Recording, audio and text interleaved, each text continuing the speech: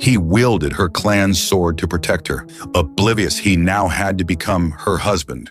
The rain fell in sheets across the dueling grounds of Kethvalar, turning the dark gray stone into a treacherous mirror that reflected the angry purple sky above. Ryker Voss watched from beneath the shelter of a nearby overhang, his broad shoulders hunched against the chill. He hadn't planned on stopping on this backwater planet, just a quick refuel before heading to his next contract, but the storm had grounded all flights. Now he found himself witness to what appeared to be some kind of ritual combat between locals. The crowd of violet-skinned aliens formed a tight circle around two combatants, their silver hair gleaming despite the gloom. Their murmurs rose and fell like the tide, a language his translator implant struggled to fully decode. "Outsider," a gravelly voice spoke beside him. "You should not linger here. This is clan business." Ryker glanced down at the wizened alien elder, noting the elaborate silver markings that adorned his violet skin.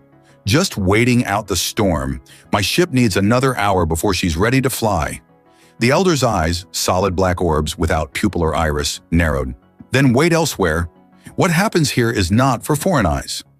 But Ryker's attention had already shifted back to the duel. One fighter, clearly female by human standards, moved with exceptional grace despite her obvious exhaustion. Her opponent, a male nearly twice her size, pressed his advantage relentlessly. The female warrior's silver hair, longer than any Ryker had seen among the locals, whipped around her as she parried a vicious strike. "Who are they?" he asked, ignoring the elder's warning. The elder sighed.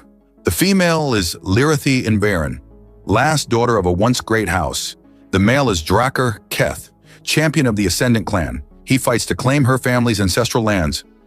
"And if she wins?" "She will not win," the elder stated flatly. "Her clan has fallen too far. This is merely formality." As if to punctuate his words, Drakar landed a punishing blow that sent Lyrathi sprawling across the wet stone. Her tight black combat suit, accented with intricate silver straps that hugged her slender form, was now torn in several places, revealing deep cuts that leaked indigo blood. The crowd roared its approval as Drakar circled his fallen opponent. Lyrathi struggled to rise, one hand still clutching her clan's sword, a magnificent blade with elaborate engravings that seemed to glow with an inner light despite the gloom. "Yield, daughter of nothing!" Drakar's voice boomed across the arena. "Your father's blade deserves a stronger hand." "I will die before I yield my family's honor," Lyrathi spat, though her voice trembled with pain. Something about her defiance struck a chord in Ryker. He'd seen too many underdogs crushed by those with power. It was the story of half the planets in this sector. Before he could think better of it, he was moving, pushing through the crowd. Drakar raised his blade for a killing blow. "No, stop!" Lyrathi cried out, but not at her opponent, at Ryker. Too late. As Drakar's blade descended, Ryker snatched up Lyrathi's fallen sword from beside her and intercepted the strike with a resounding clash of metal. The impact jarred his arm to the shoulder, but he held firm, his muscular frame absorbing the shock. A collective gasp rippled through the crowd.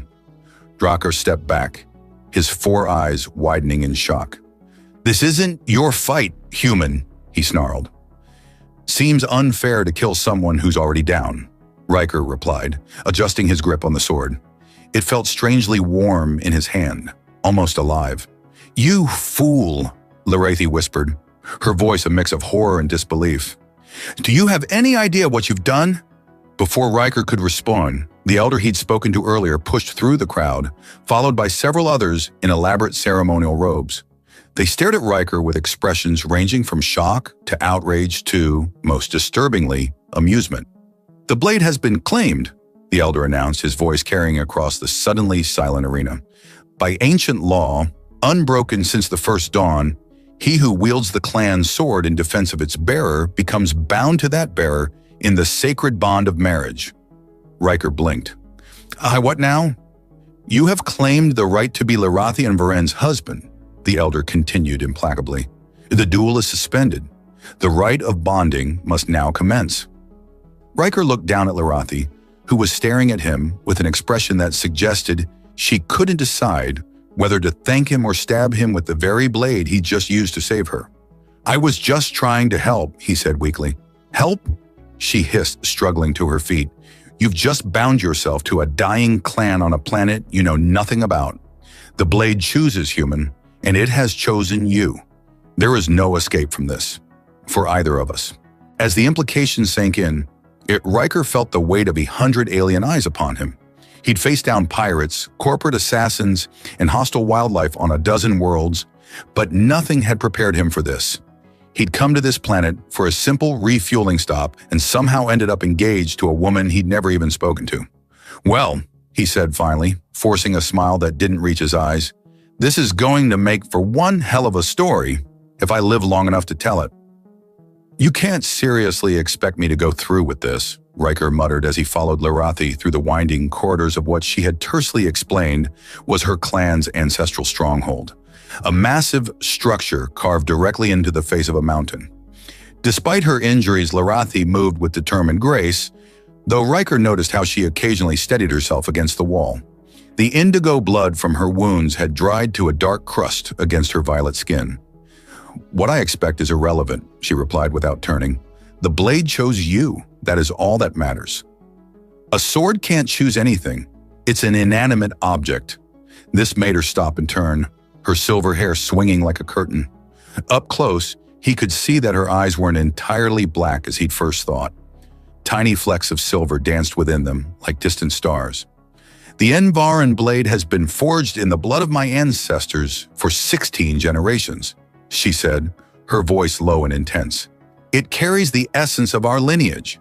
When you grasped it in defense of my life, it recognized something in you worthy of continuing our line." Ryker ran a hand through his short brown hair. "Look, where I come from, marriage requires at least a first date, maybe dinner. Definitely mutual consent. Where you come from is irrelevant now," she cut him off. "You're here and you have invoked ancient law. My clan stands on the brink of extinction. Our territories are being seized, our people scattered. That duel was my last chance to preserve what little remains of our honor." And now, a complex emotion flickered across her face. "Now we have possibilities, unexpected ones." Before Ryker could press further, they arrived at a set of massive doors inlaid with silver patterns that seemed to shift subtly in the dim light. Two guards stood at attention, their expressions hardening at the sight of Ryker. "The elders await," one said, not bothering to hide his contempt. The chamber beyond was circular, with a domed ceiling that revealed the stormy sky through sections of transparent crystal. 7 elderly Keth Valerians sat in a semicircle, their elaborate robes and silver facial markings denoting their status. The central figure, a female with hair so long it pooled on the floor around her, raised a gnarled hand as they entered. "Approach, daughter of Envaran. Bring your chosen." Larathi straightened despite her injuries and walked forward with dignity. Ryker followed, acutely aware of how out of place his weather-beaten flight jacket and cargo pants looked in this formal setting. "High Elder," Larathi bowed. "I present Ryker Voss of Earth." "A human," the High Elder's voice dripped with disdain. "You bring a human before the sacred circle and claim him as bondmate?" "I claim nothing," Larathi responded. "The blade chose." Murmurs rippled through the assembled elders. One male with particularly elaborate silver facial markings leaned forward. "This is unprecedented. No outsider has ever wielded a clan blade."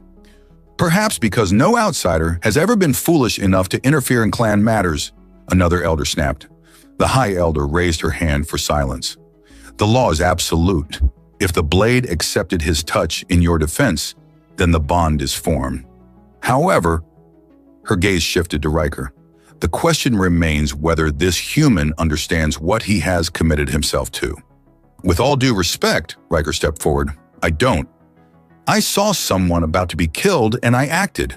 Where I come from, that's just basic decency." "Decency?" The High Elder repeated the word as if tasting something unfamiliar. "An interesting concept, yet irrelevant. The blade does not recognize decency. It recognizes strength, honor, and bloodline compatibility." "Bloodline compatibility?" Ryker frowned. "You mean?" "Yes, human. The blade would not have accepted your touch if your genetic structure was incompatible with continuing the Envaran line. This is unexpected.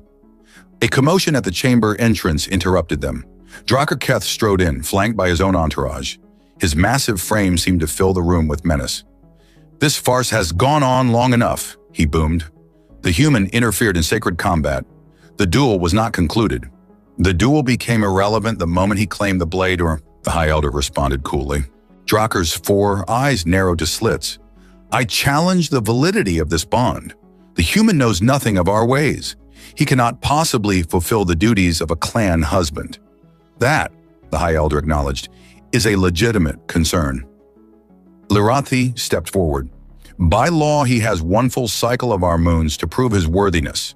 During this time, he is under clan protection." "A cycle?" Ryker laughed harshly. "I'll need far less time than that to prove him unworthy." He turned his gaze to Ryker. "Human, do you even know what duties you have claimed? You must defend clan territories, participate in council, sire strong offspring." "Whoa, let's pump the brakes on that last part," Ryker interrupted, earning confused looks from everyone but Lyrathi, whose translator apparently understood the idiom. "The human will be instructed in his duties," Lyrathi stated firmly, "and I will vouch for his capacity to learn." "Bold words from the daughter of a fallen house," Ryker sneered. "Very well. 1 cycle. Then we shall see if your human pet can stand as a true clan husband, or if he will flee back to the stars where he belongs." After Ryker stormed out, the High Elder fixed Ryker with a penetrating stare. "You have much to learn in very little time, human. Your actions have consequences beyond what you can imagine." "Story of my life," Ryker muttered. Later, as Lyrathi led him to what would apparently be his quarters, Ryker finally asked the question that had been burning in his mind. "Why didn't you just let me leave? You could have told them I didn't know what I was doing."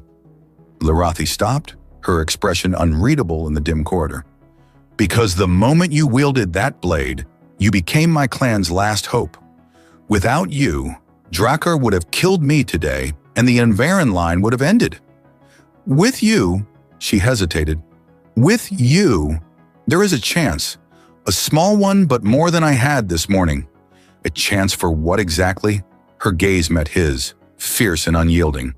"A chance to rebuild, to reclaim what was stolen from us, to ensure that my family's sacrifices were not in vain." She stepped closer, close enough that he could smell the unfamiliar spice of her skin. "You may not have chosen this, Ryker Voss, but neither did I. We are bound now by blood and honor. The only question is whether you will run from that bond, or embrace it." With that, she turned and continued down the corridor, leaving Ryker to wonder just what kind of storm he'd flown into, and whether he had any hope of navigating his way through it. "Again," Lyrathi commanded, her voice echoing through the training chamber. Ryker exhaled slowly, raising the practice sword, a weighted replica of the clan blade that now rested in a ceremonial chamber. His muscles burned from 3 hours of continuous drills. "Your stance is still wrong," she circled him critically. "Lower your center. Bend your knees more. On Earth, we have this concept called taking a break." Ryker grunted, but adjusted his position nonetheless. 5 days had passed since the fateful duel, 5 days of intensive cultural and combat training that left Ryker exhausted. The lunar cycle Lyrathi had mentioned translated to roughly 28 Earth days, meaning he had just over 3 weeks left to become proficient in skills the Keth Valerians spent lifetimes mastering. "Breaks are for those who can afford them," Lyrathi replied, though she moved to a nearby bench and sat, wincing slightly. Her wounds were healing, but not as quickly as she pretended. Ryker lowered the practice sword. "You should be resting too. Those cuts were deep. My physical condition is irrelevant compared to the task at hand, which is turning me into a proper clan husband in record time." He joined her on the bench. "Look, I get that this is important to you, but there's only so much a human brain can absorb in one day." For a moment, he thought she would argue, but instead she nodded. "You're right. I've been overzealous in your training." "Tell me about your father," Ryker said, seizing the rare moment of personal conversation. Lyrathi was silent for so long, he thought she wouldn't answer. When she finally spoke, her voice was softer than he'd heard before. Therian Nevarin was the finest swordsman of his generation. He led our clan through the border wars and established alliances that kept us strong for decades. Her fingers traced an invisible pattern on the bench. But strength invites challenge. The Keith clan had always envied our territories, especially the crystal mines in the northern reaches. What happened? Poison, she said flatly. Not honorable combat, not a formal challenge, just poison in his evening meal. By the time I returned from my military service, he was gone, and our clan was in disarray. Drakar's father had already seized 2 of our outlying territories. Ryker absorbed this. And no one did anything? There must be some kind of planetary law. Law? Lirathi's laugh was bitter. The law is simple. The strong survive, the weak perish. Without my father's leadership, we were seen as weak. One by one, our allies abandoned us. So you challenged Drakar to regain what was lost. She nodded. It was not my wisest decision, but it was the only option remaining. A young messenger entered, her silver hair cropped short. Honored Lirathi, the Council of 3 Clans requests your presence and that of your bondmate. Lirathi stood abruptly. Now? The council wasn't scheduled to convene for another 8 days. Clan Keth called for an emergency session. All houses must attend. After the messenger departed, Ryker raised an eyebrow. I'm guessing this isn't good news. It's Drakar's first move, Lirathi confirmed, already moving toward formal attire. He's forcing a public evaluation before you're ready. The council chamber was a vast amphitheater carved from dark stone. 3 massive clan banners hung from the ceiling. The silver sword of Envarin, now faded, the crimson claw of Keith, bright and dominant, and the blue spiral of Thal, the most neutral of the 3 major clans. Hundreds of Keth Valerians filled the tiered seating. Ryker, dressed in formal Envarin attire, felt like an exhibit in an alien zoo. Remember, Lirathi whispered, speak only when directly addressed, maintain eye contact to show respect, and keep my hands visible at all times to show I'm not reaching for a weapon. Ryker finished. I was paying attention during the etiquette lessons. At the center of the chamber, elevated on a circular platform, sat the heads of the 3 major clans. Drakar represented Keth, his massive frame draped in ceremonial armor. Beside him, a serene-looking female represented Clan Thal. And for Clan Navarin, where's your representative? Ryker whispered.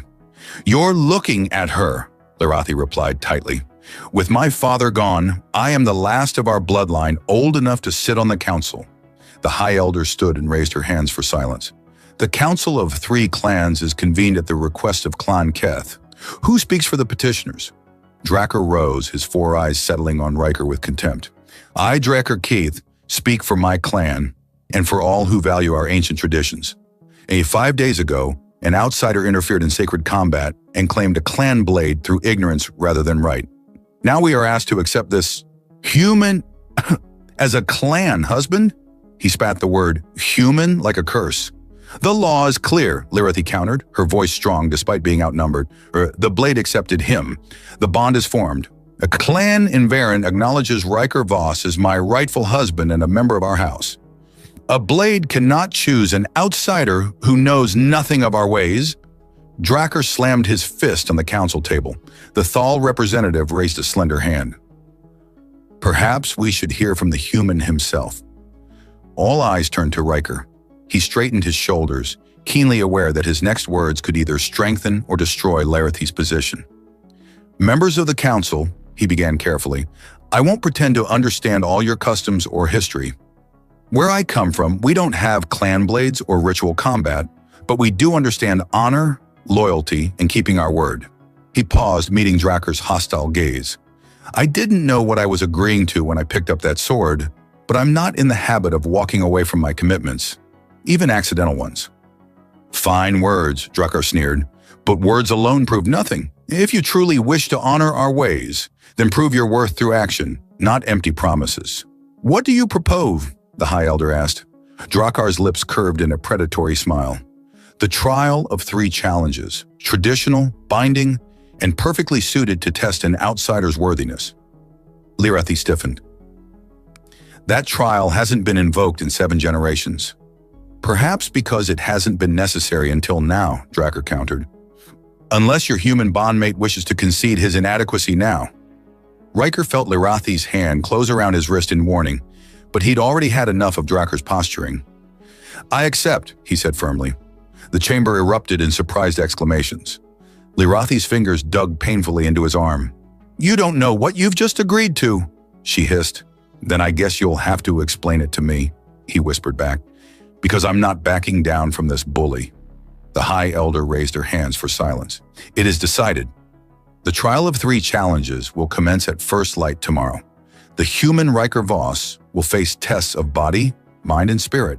Should he fail any challenge, the bond will be dissolved, and Clan Navarin will forfeit all remaining territories to Clan Keth. What? Ryker turned to Lirathi in alarm. I tried to warn you, she muttered, her expression grim. As the council adjourned, Dracker approached them. Enjoy your last night as a clan husband human. Tomorrow you will learn the true meaning of Keth's Valerian strength. Back in Lirathi's chambers, she explained the challenges. Physical combat against a champion of Drakar's choosing, a mental test of strategy and knowledge of their history and laws, and a spiritual journey through the ancestral memories stored within the clan blade itself. And I have to do all 3 of these things tomorrow? Yes, and you must succeed at all 3, or everything is lost. Her voice softened. I should have explained this before. I was trying to protect you from the full weight of what you've stumbled into. For the first time, Ryker saw genuine vulnerability in her expression. On impulse, he reached out and took her hand. Her skin was cooler than a human's, but soft, and she didn't pull away. I may not know much about your world, he said quietly, but I'm a quick learner, and I'm not going to let Dracker win without one hell of a fight. Something shifted in her gaze. Surprise, perhaps, or the first glimmer of genuine respect. Then we have much to prepare and very little time. Dawn broke over the mountain fortress, painting the dark stone with streaks of amber light. In the ancient arena where Ryker had first seen Lirathi fight, hundreds of Keth Valerians gathered to witness the trial of 3 challenges. The atmosphere was tense with anticipation. No outsider had ever undertaken the trials, and most spectators clearly expected to witness a humiliating failure. Ryker stood at the edge of the combat circle, dressed in modified Enveran battle attire. The traditional armor had been adjusted to fit his broader human frame, the deep purple fabric emblazoned with silver clan markings. Beside him, Lirathi made final adjustments to his bracers. Remember what we practiced, she said quietly. Keth Valerian warriors rely on speed and precision. They'll expect you to fight like a human, all brute force and no finesse. So I'll surprise them, Ryker replied, flexing his fingers around the practice sword's hilt.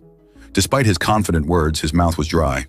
One night of intensive training couldn't possibly prepare him for what was coming. Lirathi's fingers lingered on his arm. You don't have to do this.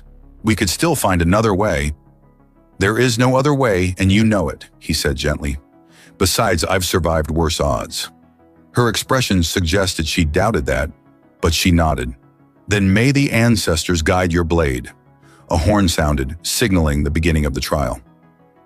As Drakkar approached from across the arena, followed by a Keth Valerian male nearly as large as himself, clad in crimson battle armor. For the first challenge, Drakkar announced to the assembly, I present Korax, third blade of Clan Keth, and undefeated in 17 ritual combats. Murmurs rippled through the crowd. Ryker glanced at Lirathi, whose expression had tightened. He's chosen their best close combat specialist, she whispered. Korax is known for disabling opponents rather than killing them. It's considered more skillful. Great, Ryker muttered. So he'll just maim me instead of finishing the job. The High Elder stepped forward. The rules of combat are simple. The challenge ends when one combatant yields or is rendered unconscious. Lethal force is forbidden. She fixed Korax with a stern gaze at this last point, suggesting she understood Drakkar's choice all too well. Ryker stepped into the circle, facing his opponent. Korax towered over him, all 4 eyes narrowed in assessment. I've never fought a human before, he said, his voice surprisingly melodic for his size. I hear your kind bleeds red. I look forward to confirming this. Happy to disappoint you, Ryker replied, settling into the stance Lirathi had drilled into him through the night. The horn sounded again, and Korax attacked with blinding speed. Only Ryker's combat instincts, honed through years of mercenary work, saved him from being immediately overwhelmed. He parried the first strike and sidestepped, using the alien's momentum against him. Korax recovered instantly, spinning with inhuman grace to launch another assault. This time his blade slipped past Ryker's guard, scoring a shallow cut across his ribs. A gasp went up from the crowd at the sight of crimson blood seeping through the purple fabric. "First blood to Kith," Drakkar called out smugly. Ryker circled warily, reassessing his opponent. Liberathi had been right. Trying to match a Keth Valerian in speed and precision was suicide. He needed to fight like a human, but smarter. The next time Korax lunged, Ryker didn't try to parry. Instead, he stepped into the attack, accepting a glancing blow to his shoulder in exchange for getting inside the alien's guard. Before Korax could adjust, Ryker slammed his forehead directly into the bridge of the Keth Valerian's nose. A decidedly non-traditional move that sent indigo blood spraying. Stunned silence fell over the arena, followed by outraged shouts from Clan Keth's section. "Dishonorable," someone yelled. "No!" The High Elder's voice cut through the commotion. "Unconventional, but within the rules of combat." Korax wiped his face, his expression shifting from surprise to grudging respect. So humans do have some fight in them. The battle continued, each combatant adjusting to the other's style. Ryker took more cuts but landed several solid blows of his own, fighting with a mixture of Lirathi's teachings and the street fighting techniques he'd learned across a dozen worlds. As minutes stretched into a half hour, both fighters began to tire. In the crowd, Ryker glimpsed Lirathi watching intently, her posture rigid with tension. Something about her unwavering faith gave him a second win. When Korax launched what should have been an overwhelming flurry of strikes, Ryker found reserves of strength he didn't know he possessed. Ducking under a horizontal slash, he dropped his sword, grabbed Korax's wrist with both hands, and used the alien's own momentum to flip him over his shoulder, a basic human grappling move that no Keth Valerian would expect. Korax crashed to the ground with bone-jarring force, and before he could recover, Ryker had retrieved his blade and placed it at the alien's throat. "Yield," he panted. For a moment, Korax's four eyes blazed with defiance. Then, remarkably, he smiled. "I yield to the human bondmate of Envarin." The arena erupted in a mixture of cheers and disbelieving exclamations. Ryker offered his hand, helping Korax to his feet in a gesture that clearly surprised the Keth Valerian warrior. "You fight, strangely," Korax acknowledged, "but effectively." Durakkar's face was a mask of barely controlled fury as the High Elder stepped forward. "The first challenge is complete. Ryker Voss has proven his physical worthiness." She turned to Ryker. "Rest now. The second challenge begins at midday." As he left the combat circle, Lirathi met him at the edge of the arena, her eyes bright with an emotion he couldn't quite identify. "That was," she began. "Completely improvised," he finished with a tired grin. "Your training helped, but I figured my best chance was to surprise him." "You certainly did that." A smile tugged at her lips. "I've never seen anyone headbutt a Keth champion before." "First time for everything." He winced as the adrenaline began to fade, making him acutely aware of his various cuts and bruises. In a private chamber adjacent to the arena, Lirathi helped clean and dress his wounds. Her touch was clinical at first, but gradually softened as she worked. Ryker found himself watching the play of emotions across her face. Concern, relief, and something deeper that made his pulse quicken in a way that had nothing to do with combat. "I didn't think you'd win," she admitted quietly, applying a healing salve to a cut on his shoulder. "Thanks for the vote of confidence." "It's not that," her fingers lingered on his skin. "Korax has defeated warriors with decades more training than you've had. What you did out there was remarkable." Ryker caught her hand before she could withdraw it.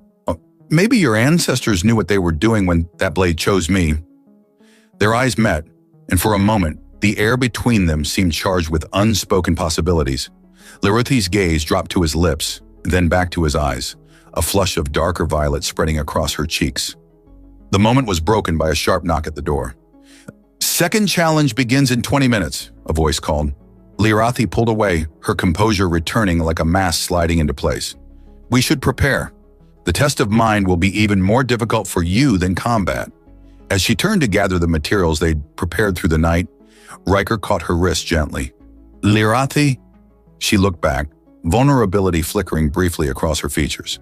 "Thank you," he said simply, "for believing in me even when you didn't think I could win." Something softened in her expression.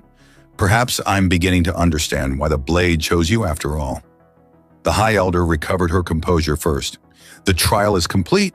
Ryker Voss has passed all 3 challenges.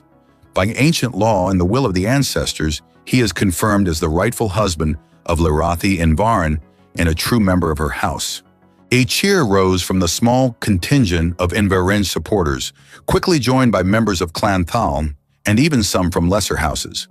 Ryker's face contorted with barely suppressed rage, but even he could not dispute the blade's transformation, a sign more powerful than any council ruling. As the formal ceremony concluded, Ryker carefully placed the sword back on the altar, his mind still reeling from the communion experience.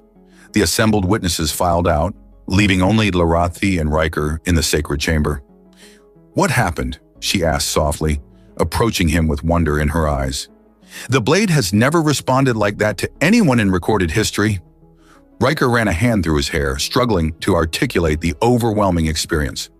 "I saw them, all of them, your ancestors, your father." Lirathi's breath caught. "My father spoke to you.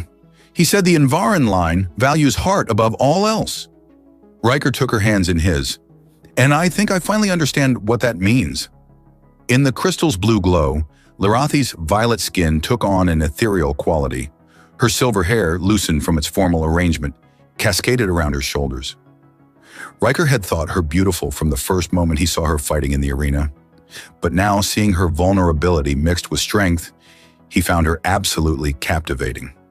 "Lirathi," he said softly, "I didn't choose this bond, but if I had known you then as I know you now, I would have chosen it freely." Her eyes widened, flecks of silver dancing in their depths. "You cannot mean that. Our ways are not your ways. Our world is not your world. Maybe that's exactly why the blade chose me." He stepped closer. "Maybe sometimes we need someone who sees things differently." For a moment, she remained perfectly still. Then, with a decisiveness that characterized everything she did, Lirathi closed the distance between them and pressed her lips to his. The kiss was tentative at first, a crossing of boundaries neither had expected to traverse. Then something ignited between them, a recognition that transcended their physical differences. When they finally broke apart, both were breathing hard. "That was," Ryker began. "Not a traditional Keth Valerian greeting," she finished with unexpected humor, a smile playing at the corners of her mouth.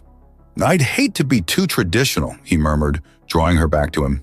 This time their kiss deepened, awakening sensations that had been building since their first meeting. The world around them seemed to fade away, leaving only the two of them in a bubble of blue light in ancient stone. When they finally separated, Lirathi's expression had transformed. Gone was the guarded warrior, replaced by a woman whose desires matched his own. "Come," she said, taking his hand. "We have much to discuss. In private?" In Lirathi's chambers, they talked for hours, about their worlds, their pasts, their hopes. With each revelation, the distance between them diminished. As night deepened, their conversation gave way to more intimate exchanges. Touches became caresses, words became whispers. "Are you certain?" Ryker asked as they stood at the threshold of irrevocable change. "Your customs, my customs already made you my husband," she reminded him, her fingers tracing the outline of his jaw. "Now I choose to make you my mate in truth." What followed was a communion as profound as Ryker's experience with the blade, a joining of not just bodies but spirits. They moved together in the ancient dance of passion, discovering how their differences enhanced rather than hindered their connection. Together, they created a harmony neither had experienced before. Afterward, as they lay entwined in the soft glow of Keth Valor's twin moons, Lirathi traced the battle scars on Ryker's chest with gentle fingers. "The elders say that when two bloodlines are truly compatible, the union can create life that carries the strengths of both," she murmured, "but such unions across species are exceedingly rare." Ryker caught her hand, bringing it to his lips. Your father seemed to think our connection was meant to be. Maybe there's more to this compatibility than we understand. She smiled, a hint of mischief in her eyes. Perhaps we should test this theory thoroughly. Weeks passed, and with Ryker officially confirmed as Lirathi's husband, the political landscape began to shift. Clan Thal offered a formal alliance. Smaller houses pledged their support. Even Korax, the warrior Ryker had defeated, began training regularly with him, developing a fighting style that blended human and Keth-Valerian techniques. Only Drakkar remained openly hostile, though even he was forced to acknowledge the legitimacy of Ryker's position. The immediate threat to Clan Envarin's territories had been neutralized. One morning, Ryker awoke to find Lirathi already dressed, standing by the window with an unreadable expression. What's wrong?" he asked, immediately alert. She turned to him, her hand resting lightly on her abdomen. "Nothing is wrong, but something unexpected has happened." Ryker sat up, suddenly fully awake. "Are you?" "Yes." Her voice was soft with wonder. "Our bloodlines are indeed compatible, my husband. I carry your child, our child, within me." The news hit Ryker like a physical force. In all his years traveling the stars, he had never imagined himself as a father, let alone the father of a child who would bridge two worlds. "That's..." He searched for words, finding only inadequate ones. Amazing. Incredible." Lirathi crossed to the bed, taking his hands in hers. "It is unprecedented. There has never been a child of human and Keth-Valerian blood. Our son or daughter will be the first of their kind." "How can you be sure it's even possible? That the pregnancy will progress normally?" "The clan healers have confirmed it. The child grows strong already." Her eyes met his, suddenly vulnerable. "Are you pleased?" In answer, Ryker pulled her into his arms, holding her with a tenderness that conveyed what words could not. "I never thought I'd have a family," he said against her silver hair. "You've given me something I didn't even know I wanted." As they embraced in the morning light, neither could have predicted how their child would soon become the center of a storm that would transform not just their lives, but the future of Keth-Valor itself. The news of Lirathi's unprecedented pregnancy spread through the clans like wildfire. What had begun as a curiosity, a human becoming a clan husband, was now a phenomenon that challenged the very foundations of Keth-Valerian society. A child of two worlds carrying both human and Keth-Valerian blood had never been conceived before. Many viewed the pregnancy as a miracle, a sign of favor from the ancestors. Others, particularly those loyal to Drakkar, saw it as an abomination that threatened the purity of their bloodlines. The debate raged in council chambers and common houses alike. For Ryker and Lirathi, however, the political implications took a back seat to more immediate concerns. As her pregnancy progressed, Lirathi's body underwent changes that no Keth-Valerian healer had seen before. The child grew faster than a typical Keth-Valerian fetus, but slower than a human one, developing unique characteristics that reflected both lineages. "The healers say everything is progressing well," Lirathi reported one evening as they sat in their private garden, watching Keth-Valar's moons rise over the mountain peaks. Her hand rested on her swollen abdomen, where the outline of their active child was occasionally visible. Ryker placed his hand beside hers, marveling at the strong kicks against his palm. "He's going to be a fighter like his mother. Or perhaps a wanderer like his father," she countered with a smile. "Either way, he will forge his own path." "He?" Ryker raised an eyebrow. "You know it's a boy." Lirathi nodded. "The healers confirmed it today. A son of Envarin and of Earth." Their peaceful moment was interrupted by the arrival of Malus, a young Envarin guard. "The High Elder requests your immediate presence in the council chamber. Clan Keth has called for an emergency session." As they made their way there, Ryker noticed increased security throughout the fortress. Guards from Clan Thal stood alongside Envarin soldiers at key positions, a show of alliance that would have been unthinkable months ago. The chamber was already filled when they arrived.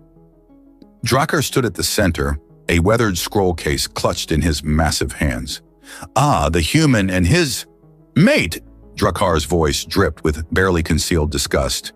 "How convenient that you arrived just as we discussed the abomination growing within her." Ryker stepped forward, anger flaring, but Lirathi placed a restraining hand on his arm. "Choose your next words carefully, Drakkar," she said, her voice carrying clearly. "You speak of the heir to Clan Varen." "An heir?" Drakkar laughed harshly. "Or the fulfillment of the prophecy of dissolution?" He held up the scroll case. "This text, recovered from the ancient archives, speaks of a time when blood from beyond the stars mingles with the blood of the first clans, heralding the end of the old ways." The High Elder stepped forward. "May I examine this prophecy?" Reluctantly, Drakkar surrendered the scroll. After several minutes of silent reading, the High Elder looked up. "Drakkar has selectively quoted from this text," she announced. "The full passage reads, 'When blood from beyond the stars mingles with the blood of the first clans, the child born of this union shall herald the end of the old ways of division and strife. In this child's hands the blades of many houses shall become one, and a new age of unity shall dawn.'" The chamber erupted in exclamations. Drakkar's face contorted with fury. "You twist the words to favor them. I read what is written," the High Elder replied calmly. "And there is more. The prophecy continues. The blade of the oldest house shall choose the star blood bearer, recognizing in him the heart that can heal our fractured world." All eyes turned to the transformed Envarin blade, now worn at Ryker's hip. The blade that had chosen him, that had changed to accommodate both Keth Valerian and human symbols. "This cannot be coincidence," the tall representative spoke up. "The human, the blade, the child, all foretold." "Superstitious nonsense," Drakkar roared. "Would you hand the future of our world to a half-breed child and its alien father based on ancient scribbles?" "We would follow the will of the ancestors," another elder countered, "as we always have." As the debate intensified, Larathi suddenly gasped, doubling over. Ryker caught her, alarm shooting through him as he saw the pain etched on her face. "The child," she whispered. "He comes!" The council forgotten, Ryker swept Larathi into his arms and rushed from the chamber, followed closely by Varin guards and the clan's chief healer. Hours later in the sacred birthing chamber, Larathi fought through a labor that challenged even her warrior strength. Ryker remained at her side throughout, his hand nearly crushed in her grip as contractions racked her body. When their son finally entered the world, his first cry echoed through the ancient stone halls with surprising power. The healers cleaned him quickly, then placed him in Larathi's arms. A perfect blend of both parents. His skin was a paler violet than his mother's, with subtle undertones of human pink. Wisps of silver-white hair crowned his head, but his eyes, when they opened briefly, were unmistakably human in structure, though with flecks of silver like Larathi's. "Tharian," Larathi said softly, "after my father, Tharian, Ryker, and Varan." Their private moment was interrupted by a commotion outside. The doors burst open to reveal Korax, blood streaming from a cut above his eyes. "Drakkar has made his move," he panted. "He claims the prophecy is a forgery and has called for the child to be examined by Keth healers to ensure its viability. But his real intentions are clear." Ryker stood, placing himself between the door and his family. "He'll have to go through me first." "And me," Korax affirmed. "I stand with Envarin in this, as do others." Indeed, behind Korax stood not only Envarin guards, but warriors from Clan Thal, and even some wearing Keth colors, those who had chosen to defy Drakkar's increasingly desperate grab for power. "The High Elder has declared sanctuary for the child," Korax continued, "but Drakkar refuses to recognize her authority." Larathi struggled to sit up, still weakened from the birth. "Help me stand, Ryker.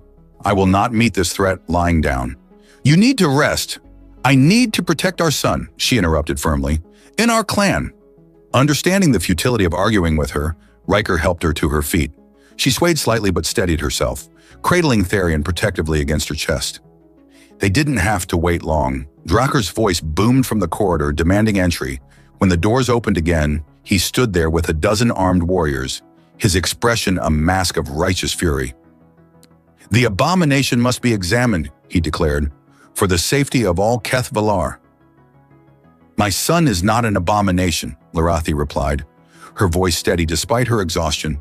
"He is the heir to Clan Navarin and the fulfillment of prophecy." "A convenient prophecy that appeared just when you needed it," Drakkar sneered. A prophecy written ages before any of us were born, came another voice. The High Elder entered, flanked by representatives from every major and minor clan. A prophecy that speaks of unity, not division.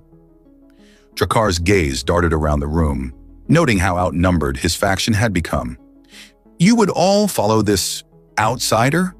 This human who knows nothing of our ways? This human who passed every trial you set before him, Korax pointed out. This human who has brought more honor to his adopted clan in months than you have brought to Keth in years. This human who loves his wife and son, Ryker added quietly, and will do whatever it takes to protect them. Something shifted in Drakar's expression, a recognition, perhaps, that he had miscalculated, that in his obsession with tradition and purity, he had failed to see how the winds of change were already blowing through Kethvalar. The child will unite the clans, the High Elder stated firmly. Not today, perhaps, but in time. The prophecy is clear, and the ancestors have shown their will through the blade's choice. For a long moment, the chamber balanced on a knife's edge. Then, with a growl of frustration, Drakar lowered his weapon. This is not over, but he warned, but the threat sounded hollow even to his own ears. It is over, the High Elder corrected. The council has voted. Clan Keth will accept the legitimacy of the Norvaran heir, or Clan Keth will stand alone. Faced with the unified opposition of every other clan, Drakar had no choice but to retreat. As his followers filed out, the tension in the room gradually dissipated, replaced by a cautious optimism. Well, Ryker said, turning back to Lyrathi and their son. That was quite a welcome to the world, little one. Lyrathi smiled tiredly. He is his father's son, already bringing change wherever he goes. 1 year later, Ryker stood on the highest balcony of the Norvaran fortress, watching as ships from Earth descended through Kethvalar's atmosphere, the first official diplomatic delegation from the human worlds. In his arms, Therion babbled excitedly, pointing at the fiery contrails with tiny violet fingers. Yes, those are from where Daddy comes from, Ryker explained, and someday we'll take you there to see it. Lyrathi joined them, her silver hair now adorned with the formal markings of a clan leader. The past year had seen remarkable changes on Kethvalar. The prophecy, combined with the undeniable reality of Therion's healthy development, had shifted centuries of isolationist thinking. Under the joint leadership of Ryker and Lyrathi, Clan Norvaran had spearheaded a new era of cooperation between the clans. Even Drakar, after months of resistance, had eventually accepted the new reality, especially after Korax challenged and replaced him as head of Clan Keth in a surprisingly bloodless transition of power. Are you nervous? Lyrathi asked, slipping her arm around Ryker's waist, about introducing my alien wife and half-alien son to my former commanding officer? Not at all, he replied with a grin that belied his words. In the Great Hall, representatives from all clans had gathered for the historic meeting. The Earth delegation, led by Admiral Charles, entered with appropriate ceremony, though Ryker noted the barely concealed amazement in their eyes as they took in the ancient architecture and the violet-skinned Kethvalarians. Captain Voss, Admiral Charles greeted him with a crisp salute that quickly melted into a genuine smile. When you disappeared on what was supposed to be a routine refueling stop, I never expected to find you married to an alien clan leader with a half-human son. Life takes unexpected turns, Admiral, Ryker replied, returning the salute before clasping the older man's hand. May I present Lyrathi Envaran, my wife and co-leader of Clan Envaran, and our son, Therion. The Admiral's eyes widened as he took in the child, undeniably a blend of both species, yet somehow harmonious rather than discordant. Remarkable, he murmured. Truly remarkable. Later, as the diplomatic reception wound down, Ryker found himself alone with Admiral Charles in one of the fortress's ancient courtyards. You've done something extraordinary here, Voss, the Admiral said, something none of our xenobiologists thought possible. I just picked up a sword, Ryker shrugged. Everything else followed from that one moment. Sometimes that's all it takes. One moment of courage that changes everything. The Admiral turned to him. The Alliance is very interested in establishing permanent relations with Kethvalar. Your son represents possibilities we never considered. He's not a science experiment, Ryker said firmly. Of course not, Charles agreed quickly. But he is living proof that our species are more compatible than anyone imagined, and that has profound implications for the future. Ryker nodded slowly. Larathi and I have discussed this. We want Therian to know both worlds, both heritages, and we want him to be the first of many bridges between our peoples, not the only one. Then we are in agreement, the Admiral smiled. The Alliance is prepared to offer Keth Valor full diplomatic recognition and trade privileges. In return, we ask only for cultural exchange and the opportunity to learn from each other. When the Earth delegation finally departed for their temporary quarters, Ryker and Larathi retreated to their private chambers, where they placed their sleeping son in his crib, a beautiful piece crafted from earth oak and inlaid with Keth Valerian silver. Your Admiral seems wise, Larathi observed. I believe this alliance will benefit both our peoples. He is, Ryker agreed. And he's right about one thing. What we've created here is extraordinary. He wrapped his arms around her from behind. Not just the political alliance, but this, United States. Therian. Larathi turned in his embrace, her eyes reflecting the soft light from the crystal lamps. When you first wielded my clan's sword, I thought you had ruined everything. Now I understand that you saved everything. Not just my life, but my clan's future. But we saved it together, he corrected gently. And we'll build that future together, one day at a time. As they stood in the quiet of their chambers, the transformed clan blade hanging on the wall nearby seemed to pulse with a subtle light, as if the ancestors themselves were offering their blessing to this new chapter in the ancient story of Keth Valor. Outside, the twin moons cast their silver glow over the mountain fortress, illuminating a world forever changed by one human's impulsive act of courage and the unexpected love that followed. In the crib, Therian Ryker Invaran, heir to two worlds and harbinger of a new age, slept peacefully, unaware of the legacy he embodied or the future he represented. But his parents knew, as did all who had witnessed his birth and the union that created him. Some bonds transcend worlds, and some destinies are written in the stars long before we recognize them. For Ryker, who had once been a rootless wanderer among those stars, the greatest adventure of his life had begun the moment he grasped a sword to protect a stranger. Now, as husband to Larathi and father to Therian, he had found not just a clan, but a home and a purpose greater than any he could have imagined. And it had all started because he wielded her clan's sword to protect her, oblivious that he now had to become her husband.